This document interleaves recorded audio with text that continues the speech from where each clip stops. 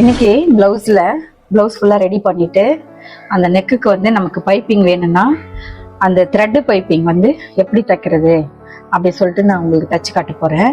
நிறைய மெத்தட் இருக்கு. அதே மாதிரி த்ரெட்டு வந்து சைஸும் நமக்கு இருக்கு. நமக்கு ரொம்ப தின்னாக வேணும், இல்லை மீடியமாக வேணும், இல்லை பெரிய சைஸ் கொஞ்சம் நல்ல உருட்டையாக வேணும் அப்படின்னு நம்ம லைக் பண்ணோம்னா சைஸுக்கு தகுந்த மாதிரி நம்ம வாங்கிக்கணும் த்ரெட்டு. இப்போ பார்த்தீங்கன்னா இது வந்து நல்லா கொஞ்சம் நல்ல சைஸ் வந்து இது கொஞ்சம் பெருசு. இதுலயே பார்த்தீங்கன்னா இது வந்து மீடியம் சைஸு, இது வந்து மீடியம் சைஸு. இதுலயே பார்த்தீங்கன்னா இது ரொம்ப தின் சைஸு. ஒரு சிலர் வந்து ரொம்ப தின்னா கேட்பாங்க.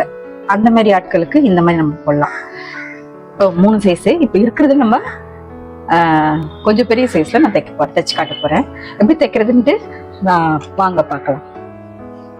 இந்த மாதிரி ஒரு 1.25 சைஸ் கிராஸ்ல நம்ம பீஸை கட் பண்ணி இந்த ஓரம் மட்டும் மடிச்சு ஒரு 1/2 இன்ச்சுக்கு மடிச்சு தைச்சுக்கணும். இப்போ இங்கே தான் நம்ம வந்து த்ரெட்டு வைக்க போகிறோம். பாருங்க, இந்த மாதிரி த்ரெட்டு வச்சுட்டு நம்ம வந்து இந்த ஓரமே தையல் போட போகிறோம். தைச்சிட்டு அப்புறம் ப்ளவுஸில் நெக்கில் எப்படி தைக்கிறது நான் காமிக்கிறேன். இப்போ இது ஓரமே நம்ம தைக்கலாம்.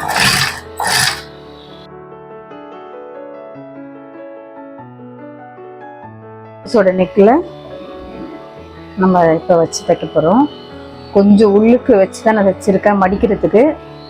அது மாதிரி நீங்களும் தைச்சுக்கோங்க.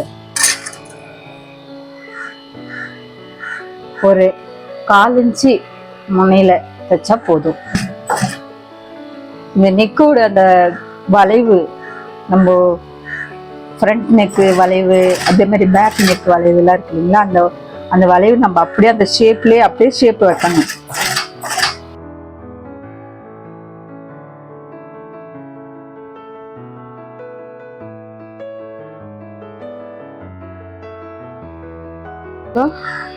ஒரே ஈவனா பெரிய சைஸ் த்ரெட் பைப்பிங் பாருங்க, ஒரே ஈவனா இருக்கு.